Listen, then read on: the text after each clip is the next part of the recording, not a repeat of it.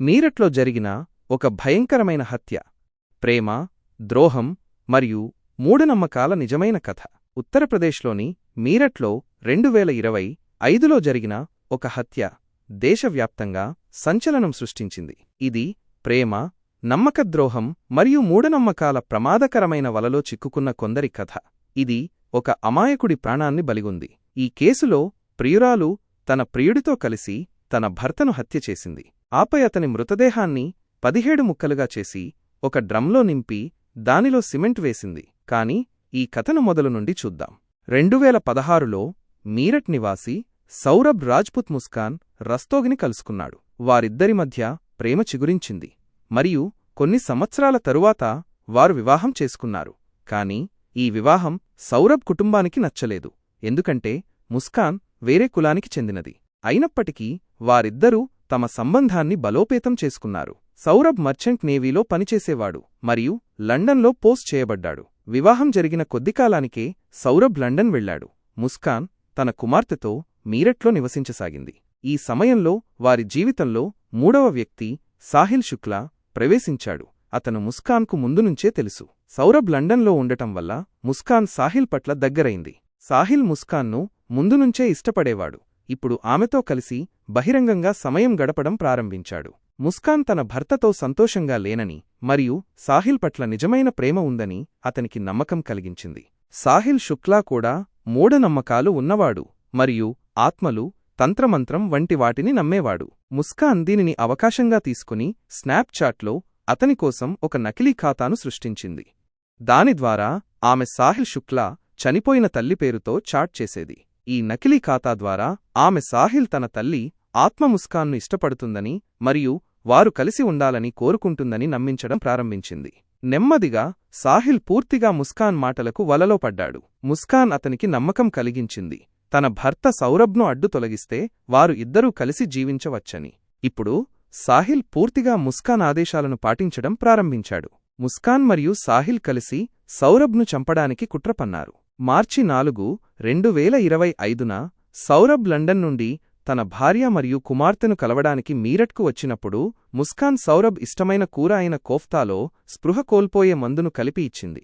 సౌరభ్ స్పృహ కోల్పోయి మంచం మీద పడి ఉన్నప్పుడు ముస్కాన్ తన స్నేహితుడు సాహిల్ను పిలిచింది మరియు వంటగదిలోకి వెళ్లి పెద్ద, పదునైన కత్తిని తీసుకువచ్చింది. అది ముస్కాన్ మరియు సాహిల్ ముందుగానే ప్లాన్ చేసి కొన్నారు. దాదాపు 20 నిమిషాల పాటు సాహిల్ ముస్కాన్కు తన భర్తను ఎలా చంపాలో చెప్పాడు. ఆ తరువాత ముస్కాన్ మరియు సాహిల్ నిద్రపోతున్న సౌరభ్పై దాడి చేసి అతని గుండెకు 3 సార్లు పొడిచారు.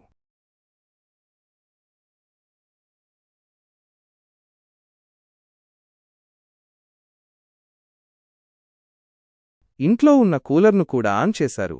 తద్వారా అతని అరుపులు ఎవరికీ వినబడవు.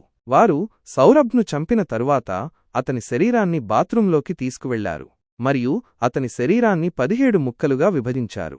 సౌరభ్ను చంపిన తరువాత మృతదేహం దొరికితే పోలీసులు తమను ఖచ్చితంగా పట్టుకుంటారని ఆందోళన చెందారు. కాబట్టి వారు మృతదేహాన్ని పారవేయడానికి ఒక ప్రణాళికను రూపొందించారు. ముస్కాన్ మార్కెట్కు వెళ్లి ఒక ప్లాస్టిక్ డ్రమ్ను కొనుగోలు చేసి తీసుకువచ్చింది. ముస్కాన్ మరియు సాహిల్ సౌరభ్ మృతదేహం ముక్కలను ఆ ప్లాస్టిక్ డ్రమ్లో వేసి దానిపై సిమెంట్ కూడా వేశారు. తద్వారా మృతదేహం వాసన బయటకు రాదు. ఆ తరువాత వారు ఆ డ్రమ్మును ఇంటి ఒక మూలలో ఉంచారు. ఆ తరువాత ముస్కాన్ మరియు సాహిల్ సౌరభ్ మొబైల్ ఫోన్ నుండి అతని సోషల్ మీడియా ఖాతాలను చురుకుగా ఉంచారు.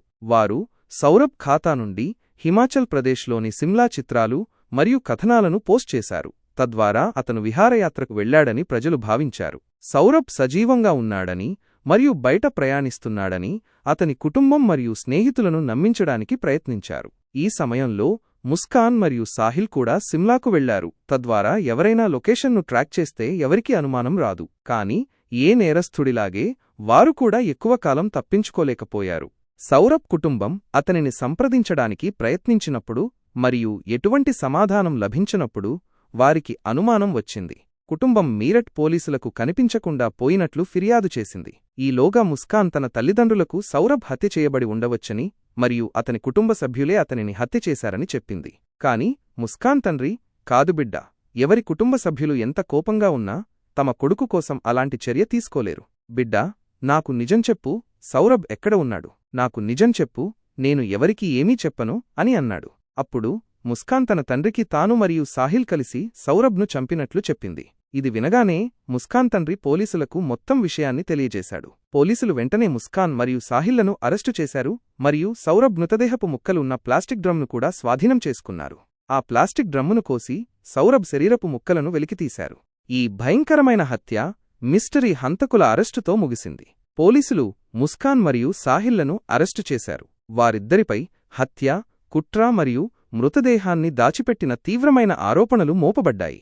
స్నేహితులారా, ఈ సంఘటన మూఢనమ్మకాలు చాలా చెడు మరియు భయంకరమైన పరిణామాలను కలిగిస్తాయని మనకు నేర్పుతుంది. సాహిల్ తన తల్లి ఆత్మపేరుతో సృష్టించిన నకిలీ ఖాతాను నమ్మి హత్య వంటి నేరానికి పాల్పడ్డాడు మరియు తప్పుడు సంబంధాలు మరియు బంధాల ఫలితం చాలా చెడ్డది. ముస్కాన్ తన స్వార్థ ప్రయోజనాల కోసం సాహిల్ను మానసికంగా నియంత్రించి హత్య చేయించింది మరియు చట్టం నుండి ఎవరూ తప్పించుకోలేరు.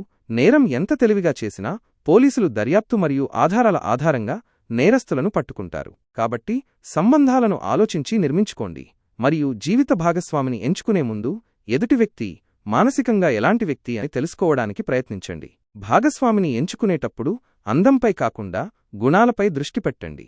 ఈ వీడియోను రూపొందించిన ఉద్దేశ్యం ప్రపంచంలో పెరుగుతున్న చెడుల గురించి తెలియచేయడం. స్నేహితులారా, ఈ వీడియో గురించి మీ అభిప్రాయమేమిటి? దయచేసి మాకు వ్యాఖ్యలలో తెలియచేయండి మరియు ఇలాంటి మరిన్ని వీడియోల కోసం మా యూట్యూబ్ ఛానల్ బ్రెనిమేషన్కు సబ్స్క్రైబ్ చేసుకోండి.